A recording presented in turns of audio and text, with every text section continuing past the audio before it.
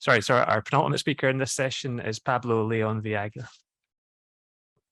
Thank you. Yeah, so I'm Pablo, and this is joint work together with Isaac Ehrlich, Christopher Lucas, and Daphne Buxbaum. So children can learn a lot from very few examples. For example, if a child hears that a white furry creature is called a sheep, they can infer that this is only one instance of a group of animals, all of which share some important property, like being furry or white. These types of inferences suggest that even at a young age, children perceive the world around them as structured into rich categories. An important question then for developmental science is how these categories develop into complex knowledge structures and how these categories relate to children's inferences. So for example, if a child has a concept of birds that is centered on birds flying, this could lead to systematic errors such as classifying a butterfly as a bird or treating a penguin as a non-bird. And as the child acquires more knowledge and learns more adult-like concepts, they might restructure these initial spaces. But uncovering how exactly this transition takes place requires us to gain access to the concept representations themselves. And that's a very challenging experimental task. So one prominent method to uncover these representations directly, or psychological spaces in this context, is multidimensional scaling. And so most famously, this was pioneered by Roger Shepard. This approach has led to insight into the psychological representation of color as a two-dimensional circular space, or the perception of musical pitch in a structure that is like a 3D helix, or in more recent work by Kemp and colleagues, the rich taxonomical structure of animal kinds. However, these studies usually require participants to provide similarity judgments for all materials, and that often results in very repetitive and long experiments. And so if you are trying to do this with children, this is especially challenging because these are usually too prohibitive, long, yeah. So if our goal is to use these methods in a developmental setting, apart from the long duration of these experiments, there's other issues as well. So if we want to offer a feasible method, we need to have an experiment that is engaging for young children. The task has to be easily understood. And finally, the method has to be robust to aggregating. So usually children cannot perform the task for all materials that you might want to show. So we need to be able to somehow aggregate across these presentations. So here we propose a method that implicitly learns these similarities from a simpler task, a sorting task. So instead of producing the similarities directly, participants are asked to sort items into groups.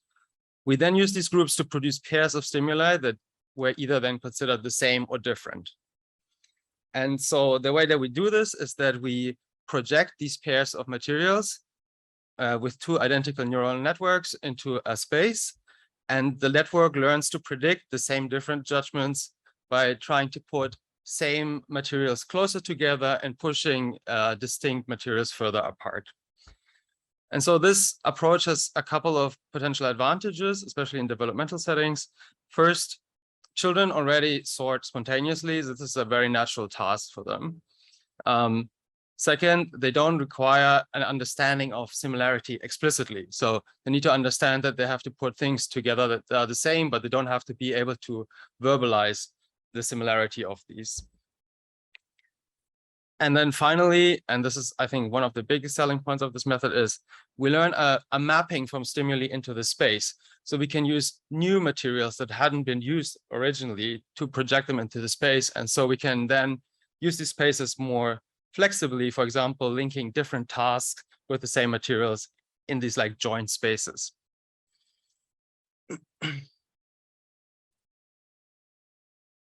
Okay, so the outline of this project will be, I'll first show some validation to show that this method can be used with aggregated materials, actually. So this has been used before, but only in settings where there was like basically one radar. So there was like a ground truth, same different judgments. And then second, we will apply the method to a more exciting real-world data set, namely the data from the World Color Survey. And then finally, we'll apply the method in a developmental setting, comparing children and adults' psychological spaces for stylized fruits. All right, so the setup for how we validated our method was as follows. So the idea was that, well, if we know what the underlying ground truth space is, then we can directly assess how closely this actually matches. And the way that we did this is that we generated a synthetic category structure from a feature distribution that was composed of 4 bivariate Gaussians. And then we generated sets of 20 simulated agents that either group these with the same kind of like probabilistic categorization rule or mixtures of agents with different categorization rules. And this was because we suspected that participants in our designs could potentially have the same kind of like mixture of different rules. Like you could sort materials on different levels of granularity, for example, right? For example, differentiating fruits versus vegetables, or being very specific about apples versus oranges and so on. So one of the simulations that I show you here, we just simulated a simple aggregation of agents where they all had the same rule. So this was just A, B versus C, D in this feature space. And so what we would expect is that A and C are pushed apart because they're distinct in the setting, and A and B are pulled together. And if you look at the recovered space, you see basically that, right? Like, so they collapse in terms of the category that the agents implicitly had, and to differentiate even stronger than in the original space, this meaningful difference in this sense. So this is encouraging, but as I said, we were more interested in aggregations of agents with different rules. So this is what I'll show you next. So here we combined half of the agents had one rule and the other half had a different rule. So one half again did A, B versus C, D, and the other half now had the more like fine-grained differentiation for individual types. So they had 4 categories. So in this case, we actually get something very close to the original space. So this basically mimics the feature space that we had. And then finally, we also tested more challenging tasks where agents have conflicting rules. So in this case, this was half of the agents group based on AC versus BD, and the other half a group based on AB versus CD. And so here, this is more challenging because the network has to push together certain materials while at the same time also trying to push them, pull them apart basically to accommodate both of these conflicting rules. And in this balanced setup, this actually turned out quite fine because in the average of trying to accommodate these 2 rules, it actually cancels out and looks pretty much again like the stimulus space. Okay, so next we applied the method to recover psychological spaces in color naming. So we think this is an interesting domain since color categorization exhibits a lot of the features that we're also interested in developmental settings, which is cross-cultural variability and also individual speaker variability. Yeah, so we use data from the World Color Survey, and so that's a huge data set that contains color terms for 330 color chips for speakers of 110 languages in non-industrialized societies. And we selected 6 languages from this bigger set, 2 3-term languages, 2 7-term languages, and 2 11-term languages. So here's an example of what this looks like. This is a language where the majority of the population used 3 distinct color terms. And this table shows you all 330 chips that were used in this original experiment. And so, as I said, this language has 3 terms. So here's the first one, which is light colors or maybe whitish colors. Then there's a second set of colors, which are these like dark green, bluish colors. And a third set of colors, which are like yellowish and red. So just to reiterate, so we fit our method by treating these color labels as basically same different judgments. So if they use the same term for a color chip across several color chips, then we treated them basically as a group of stimuli. So then we trained again our method. And so I will show you, this is a slightly complicated plot, but I'll show you basically a 2D binning with hexagonal grids, where in each grid I show you the average or like most representative color in this location.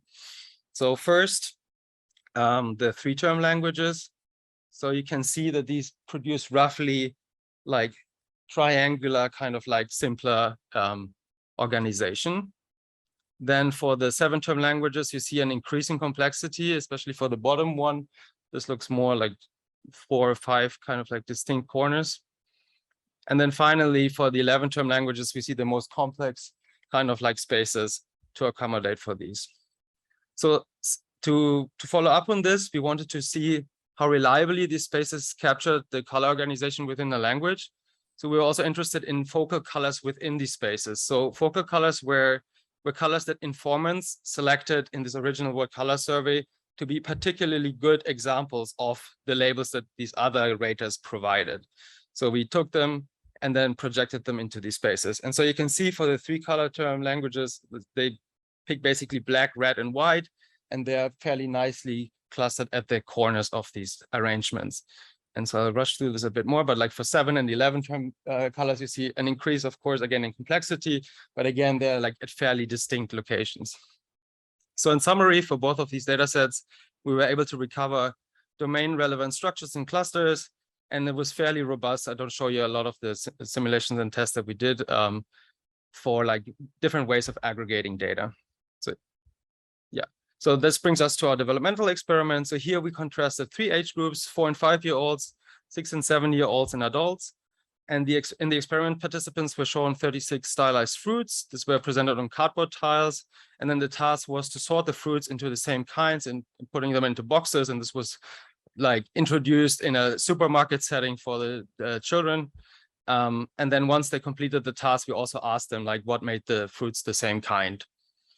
And so the materials were generated from similar to like a previous experiment by Sanborn and colleagues. So you could generate these fruit-like shapes by manipulating 6 parameters. And so we did this in an equally spaced arrangement. And so then we had 180 unique shapes, of which many looked like fruits and many looked like non-fruits. So I'll show you now the resulting spaces. On the left side, I will show you the fruits in like 2-dimensional basically arrangement, similar to what I showed you before.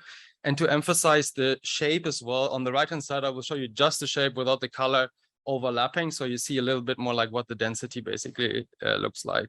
So for 4 and 5-year-olds, there's basically just a separation by color. And if you look at shape, there's less of a pattern apparent. So we see in terms of color, we see like greens and blues and like are particularly clustered and some yellows and reds too. And we don't see that so much for shapes. For 6 and 7-year-olds, there is a less strict separation by color. And there's a little bit more local structure in terms of shapes. So if you look here, like these look similarly triangular, strawberry-like, and then we have the inverse on the other side.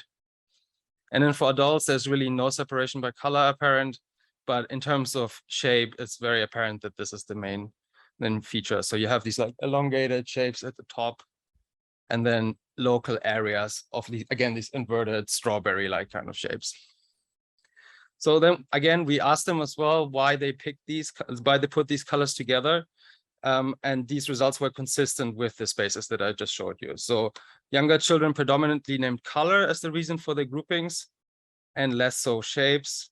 And they also gave a lot of idiosyncratic things like having stems or they didn't know and things like that. The older kids still picked color quite a bit, but shape at a roughly equal proportion. And they gave way less idiosyncratic responses. And then finally, adults predominantly picked shape, also some color, but mostly shape.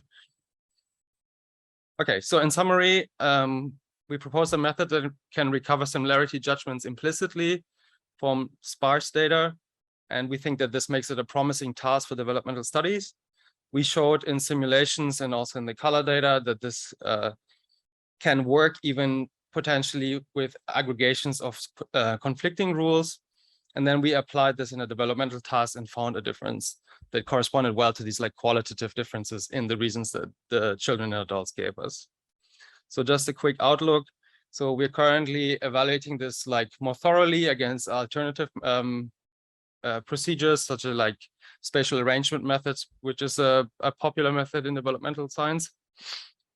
And one thing that we are kind of excited is looking at ways of splitting the differences between individuals within these like aggregates. Can we find like subspaces that account for subgroups within these spaces?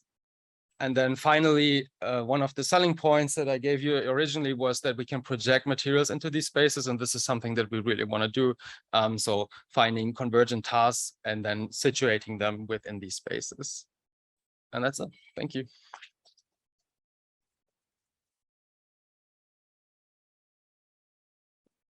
I'll ask a question while people gather their thoughts. So how can you characterize the bias of your learning procedure? Presumably it has one. So have you got a way where you can compare the kind of objective answer to and how close your modeling technique gets to that? Or is there some other, do you have some expectations about what kinds of errors it will make in that's a fair comment. So I mean, this being in the deep neural network regime gives you certain kind of advantages and disadvantages. So it's harder to quantify, I guess, like what it exactly is. But so in the simulation studies, I guess we do, for example, clustering evaluation afterwards in the learned spaces and see how well they correspond to the original clustering, and that worked really well. And that's something that we probably could do much more thoroughly and should expand more. And then in the color setup, we picked that because this is one domain where we have fairly good evidence for what the structure should look like, and we can assess them more directly. But I mean, and also for the fruits, the same kind of reasoning applies to a degree, right? Like, but moving forward to like domains where there's less established kind of knowledge about what these spaces really should like makes it obviously much more hard.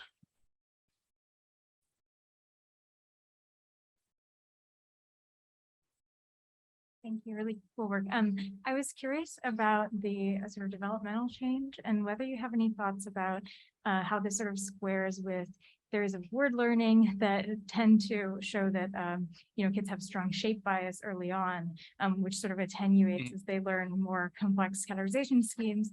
And then maybe related to that, whether you think the domain of fruits in particular would give people certain priors about what's likely to be diagnostic or similarity, how similarity should be judged.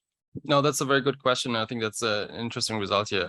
So there's some work showing that color is judged as diagnostic for fruit, like categorization. So there's some developmental work, but not nearly as much as for like shape biases. So that would suggest that the children actually treated these as actual fruits, which makes sense if you look at some of the reasons that they gave, like with stems and like, sometimes they anecdotally said things like these are healthy or I like these or things like that.